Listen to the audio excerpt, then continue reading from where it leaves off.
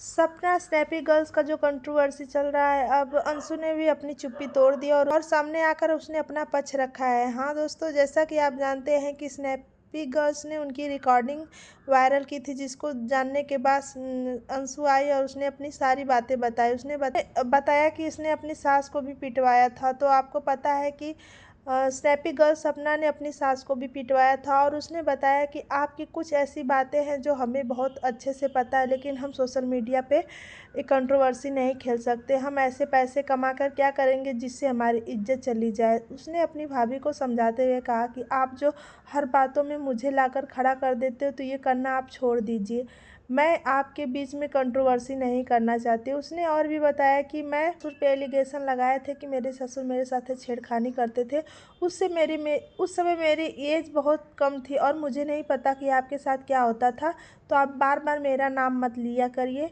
और उसने ये भी जाहिर किया कि अगर आपके सास ससुर इतने ही ख़राब थे, तो आप ये बातें अपने माँ बाप से क्यों नहीं बताई, फिर आपने दोबारा शादी क्यों उस घर में की।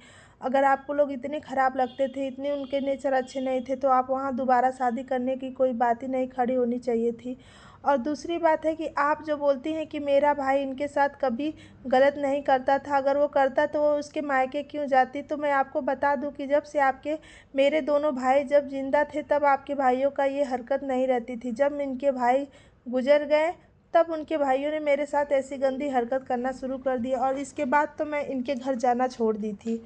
और दूसरी बात है कि आप जो बोल रहे हो कि पापा जी ने स्कूटी ली है, तो वो स्कूटी लेना उनको लिए मजबूरी बन गया, क्योंकि उनको कार चलाना आता नहीं है।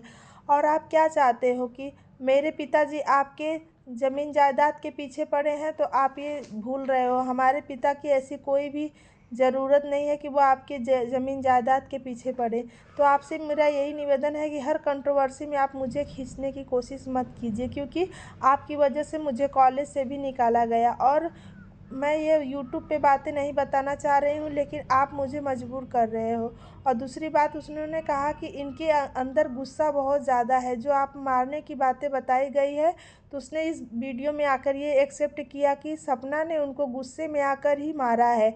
और उसने ये भी बताया कि आप सच्चाई को एक्सेप्ट करना सीखो, आपके अंदर हेट वाला बहुत ज़्यादा है।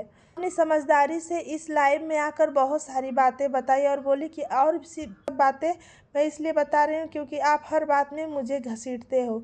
और जहाँ रही बात कि मैं आपसे बहुत ज़्यादा प्यार करती थी, इसलिए मैं आपको बीच में लाना कोई बात मैं आपका नहीं बताती थी। और आपकी जो दोनों बेटियां वो मेरे लिए बहुत ज़्यादा प्रिय हैं, इसलिए मैं उन लोगों का मुंह देखकर आपके पीठ पीछे कोई बातें नहीं करती थी, लेकिन आप मुझे मजबूर कर दी हो। आप हर बात का रिकॉर्डिंग रखती हो।